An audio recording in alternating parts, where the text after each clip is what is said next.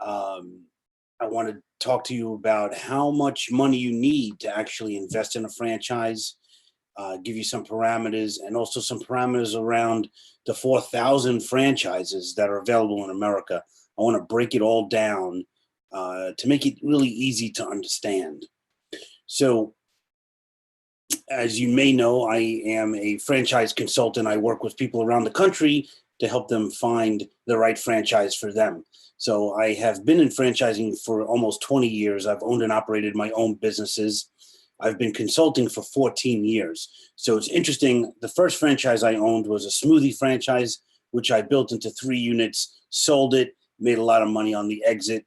The second one we purchased was a meal assembly franchise where you make meals and take them home. And it looked like it was going to be great. And we ended up failing and lost a lot of money on that particular franchise. That's what made me a franchise expert. So I want to share the mistakes that I made so you don't have to make them yourself. So I wanted to share, first of all, the number one reason for failure in business is not having enough money. So I want to share my screen with you and talk about everything that you need to know in regard to investing in a business for the money. So I'm going to talk about the money needed to invest and also 4 quadrants of franchises. So every franchise in America will fall into one of these 4 quadrants I'm going to share with you here in a minute. Also, if you're interested, I will give you a free copy of my book if you email me at tom@thefranchiseacademy.com. So I have several books that are out there, but my number one bestseller right now on Amazon is Franchise Savvy and the 6 strategies pros use to pick a top performing franchise. I'll give it to you free. You just have to email me and I'll get you all that information in a minute. I'll show it on the screen. But to invest in a franchise, you need more than just the money to start. So I wanted to share with you kind of what that looks like. In my opinion, you really need 3 buckets of money to invest in a business opportunity. So the first bucket is your initial capital. So that's the amount of money you need to get your doors open, be ready for customers on day one. Everything soup to nuts, down to, the cleaning supplies in the janitor's bathroom. I mean, everything that you need to get that business open and be ready for customers. That's just the initial capital. The working capital, though, is a second bucket of money that you need in order to keep your doors open, pay your staff, pay your rent if you're in a brick and mortar type business. So it's everything that you need on the side to make sure that you could keep afloat as you work towards a profit, depending on the type of business. And we'll talk about this in a minute. It could take anywhere from, a few months to become profitable, or it could take a year or more, all depending on the kind of opportunity you get involved with. The third bucket of money, most people don't even think about, but I don't let my clients forget about it. It's what I call home capital.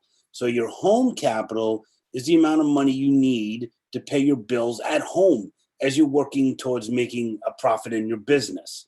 So most people don't think about that. But if you have no income coming in at all, the rule of thumb for me is you should have at least 6 months of whatever your monthly bills are at home above and beyond what it costs to open and operate the franchise. That will keep you from going insane and being nervous and really having a lot of anxiety and stress. So you want to be prepared. Another rule of thumb I'll share with you real quickly is, in my opinion, you should not invest more than half of your net worth. So if you could figure out your net worth, or I can help you do that if you want to contact me, it's really, really easy. It's your assets minus anything that is a liability, and whatever you're left with, that's your net worth. So you should not invest more than half of that. You got to give yourself safety just in case things don't go the way you want them to. If you have a few slow months, you want to make sure you have enough in the background, maybe to take an extra loan or whatever it might be. Hopefully that won't happen if you do pick the right franchise. So I want to talk about something that I call the 4 quadrants of franchise businesses. So every franchise out there will fall into one of four quadrants or categories. So you have simple retail, complex retail, and then service to consumer and service to business. And each one of these come with a different set of characteristics. So I wanted to share those characteristics by quadrant right now. So if you're in a simple retail, that's typically in a strip mall or in a regional mall or right on Main Street, anywhere you can lease commercial property, your investment will start at $150,000 for the first two buckets of money, not the third bucket. So that third bucket, the home capital, is the money that you need that's going to be specific to you depending on what your bills are every month. So on average, for the first two buckets of money, it'll start at about $150,000 on the low side. It goes up to about $100,000 or $500,000. Food franchises are typically on the more expensive side, with all the equipment that you need and the health department requirements and Americans with Disability Act requirements. It usually takes a lot to get a food type of business open, but it's not a tough thing to do. You just need to be prepared for it. Hours are really something to think about. So if you're trying to build a business and have more time with your family, you want to be home on nights and weekends. If you are in a simple retail business, you may not be there all the time, but someone will be there and your hours could be 10 a.m. to 10 p.m. Staffing, you could have 3 to 10 people working for you. That's kind of the low side in regard to business. So it's a minimum amount of staff because it is kind of a simple operation. That's why I call it simple, a simple retail. And it'll take about 6 months to get your doors open. So what I mean by that is in a franchise, it's all in retail. It's all about location, location, location. So a great franchise company will make sure that you're in a really good spot. So they're going to do all sorts of studies and make sure that it is a really viable and the best possible situation you could be in regard to the real estate. So once you do, you'll identify locations and you have to do permitting, then interior construction. By the time you get everything said and done, it could be 6 months from the time you sign your franchise agreement to the time you see your first customer come in the door. The next opportunity that you could look at is something I call complex retail. So complex retail, the investment will start at $500,000 and go up to about $2 million. So this is usually large footprint type businesses, the big kind of food names that McDonald's and Taco Bell, KFC, things like that. They will start, like a $500,000 investment. If you're building from the ground up, a lot of times you'll literally pour the foundation and build the building from scratch, own the land. Now you're looking more like a 1.5 million to get that going for obvious reasons. So your location is a standalone location for the most part. And it doesn't necessarily have to be in food. It's anything that's a large footprint. It could be like an Aaron's Rental Center or Ace Hardware, something like that. Your hours could be 10 a.m. to midnight. Again, it depends on the franchise, but the operation is a long operation, usually 7 days a week. Even when you're not open, there might be people in the building cleaning or prepping or whatever needs to be done. Staffing, you'd have 30 to 60 people working for you in a large operation like that. And your ramp up could take 6 to 12 months, sometimes even longer. Again, if you're literally building, digging up the ground and pouring concrete for a foundation, it could take quite a while.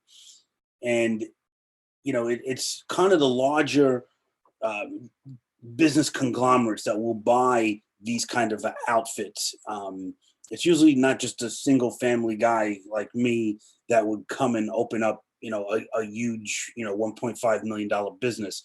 And it's not because, you can't or I can't, but they're really looking for people that have multiple unit ownership experience. So even if you have worked in, KFC as a kid, going to school doesn't mean that you have the ability to own one and manage a kind of business like that. So they're very careful about who they'll award a franchise to. But that's some of the big names out there in franchising, those big, what I call complex retail businesses. Your service to consumer businesses are interesting. So these businesses, as an investment for the first two buckets of money, will start at about 60,000 and go as high as about 150,000. Now, these things are not kind of, in your face all the time. These are businesses that could be operated out of a home office or an executive office. It might even be like a warehouse with an office, and the type of service will dictate the kind of location that you'll have. But it's an inexpensive type of investment compared to business, overall. Your hours are, more like an 8 to 6 Monday through Friday. There could be some Saturday hours. Again, it's a simple operation for the most part. And you could have 0 to 10 people working for you in one of these type of service to consumer businesses. You could, there's a caveat. There could be as many as 30 or 40 people working for you over time if it's the kind of business where you're dispatching folks out to perform a service at someone's home or office. And you could be in a business like this really quickly because there is no real estate acquisition. So once you figure out what franchise is the one you want in this service arena, you sign your franchise agreement, you go to training. Training is usually about a week, and you come back from training and you're in business.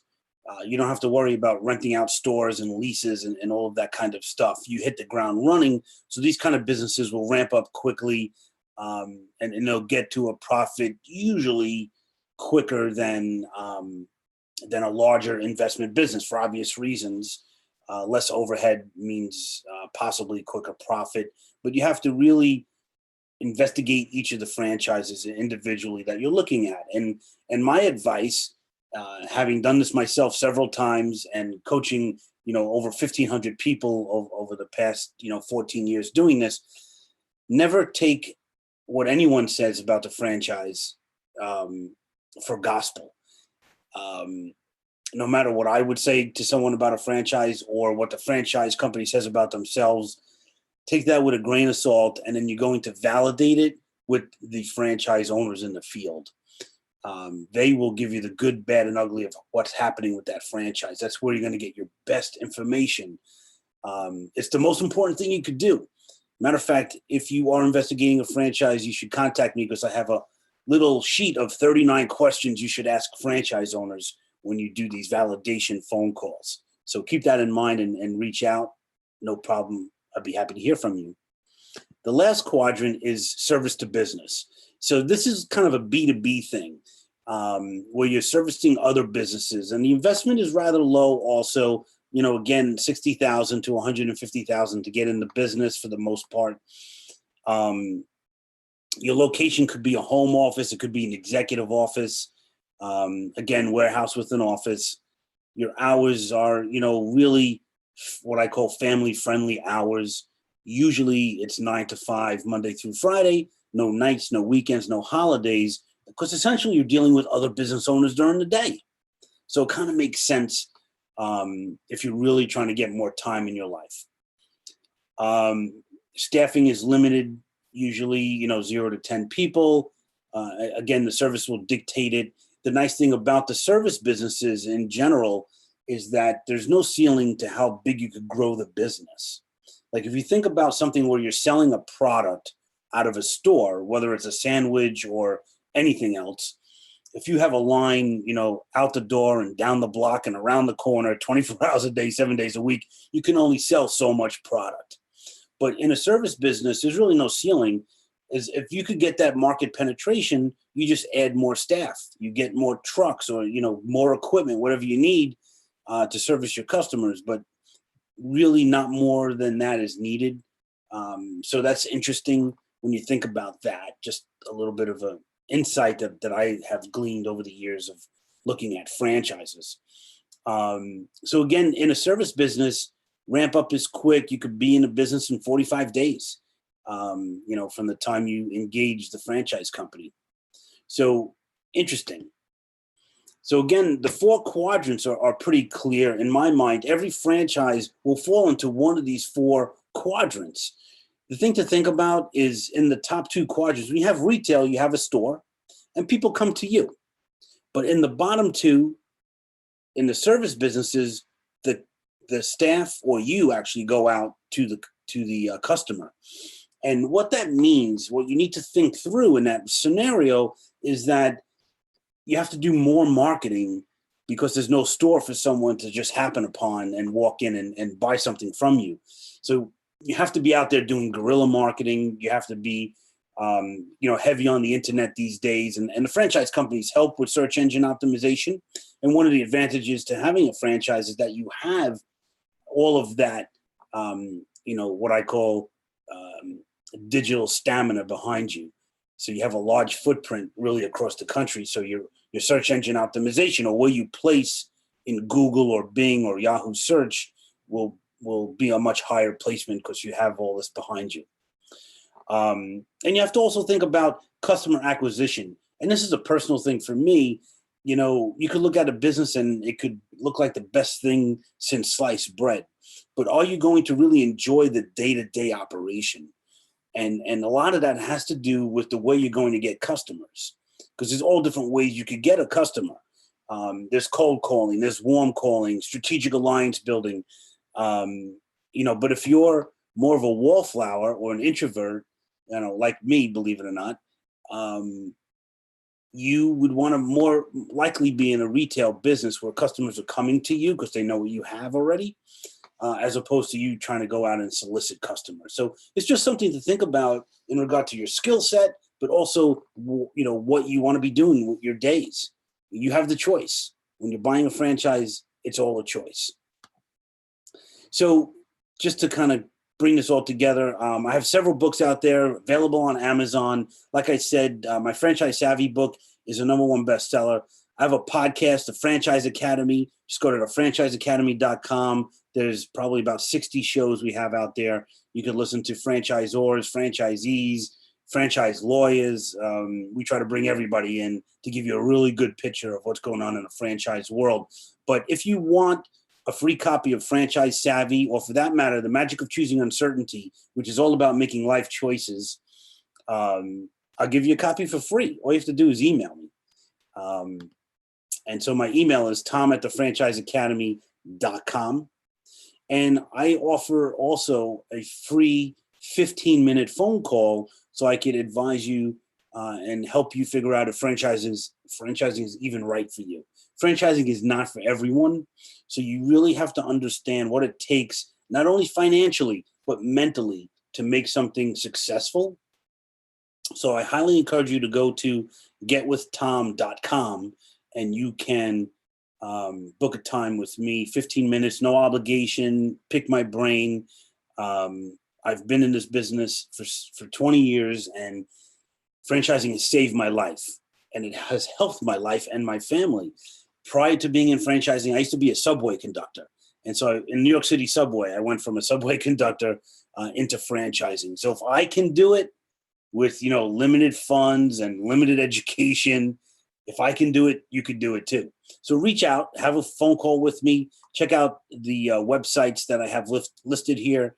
Thefranchiseacademy.com is where you can see everything that I'm doing, including the podcast.